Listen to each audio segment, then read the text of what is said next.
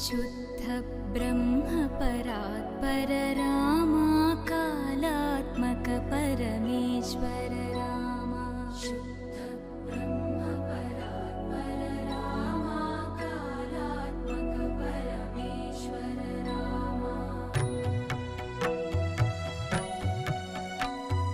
शेषतल्प सुख निद्रित रामा పూర్వం మొగల్తూరు సంస్థానాధీశులు కలిదిండి రామరాజ బహదూర్ తమ వంశగురువైన శ్రీశైల పీఠాధిపతుల్లో ఒకరు శ్రీవత్స గోత్రికులు తిరుమలాచార్య స్వామివారిని తమ గ్రామంలో ఉండవలసిందిగా ప్రార్థించి ముత్యాలపల్లి గ్రామమున ఉంచి పెన్నాడ అగ్రహారము మరియు మరికొన్ని గ్రామములను ఇచ్చి సకల సత్కారాలతో గౌరవించారు.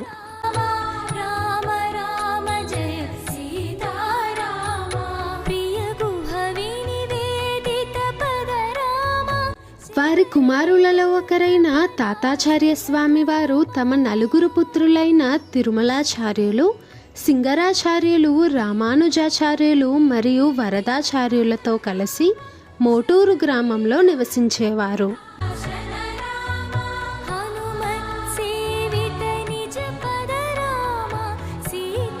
వీరిలో ఒకరైన తిరుమలాచార్యుల వంశీకులు రఘునాథాచార్యులకు తిరుమలాచార్యులు మరియు శ్రీనివాసాచార్యులు అను ఇద్దరు పుత్రులు కలరు. వీరే మోటూరు గ్రామమున శ్రీ సీతారామస్వామి వారి దేవస్థానమును నిర్మించారు.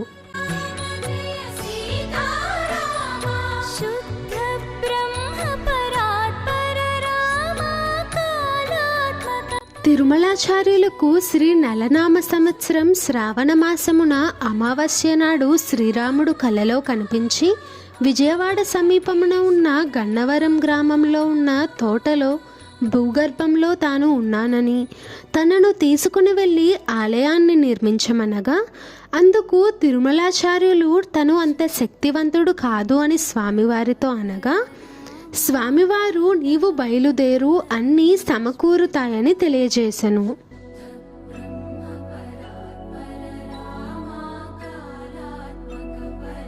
తిరుమలాచార్యులు భూగర్భమున ఉన్న స్వామివారిని పల్లకిలో ఊరేగిస్తూ తీసుకుని వచ్చి 1859 సిద్ధార్థి సంవత్సర చైత్ర శుక్ల పంచమి తిథి నాడు వృషభ లగ్నమున దివ్యయంత్ర ప్రతిష్ఠితమగు పీఠమును ప్రతిష్ఠించారు.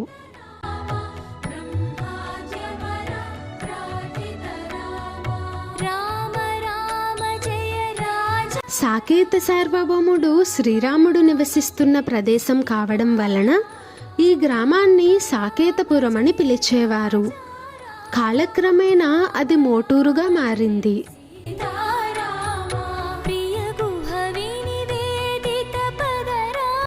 మోటూరు రెండవ భద్రాద్రిగా పేరుగాంచింది.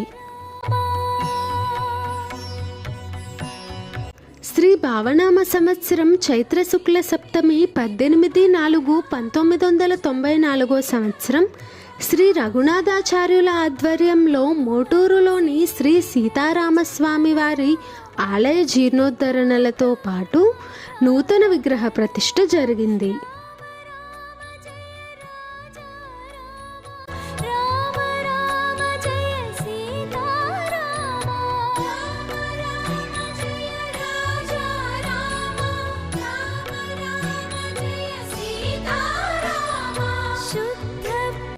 శ్రీరాముడు పంచవక్త్ర కోహలి అని పిలువబడే పంచశీర్షలోహ నాగపడగల గొడుగు కింద సీతా సమేతంగా కొలువై ఉండటం ఇక్కడ విశేషం.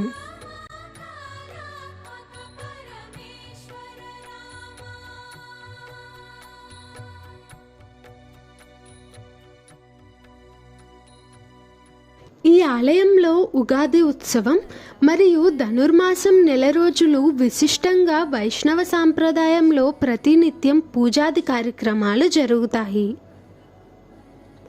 అదేవిధంగా ధనుర్మాసంలో సంక్రాంతికి 5 రోజులు చాలా వైభవంగా దక్షిణాది సాంప్రదాయం ప్రకారం ఇక్కడ విశిష్ట పూజలు జరుగుతాయి.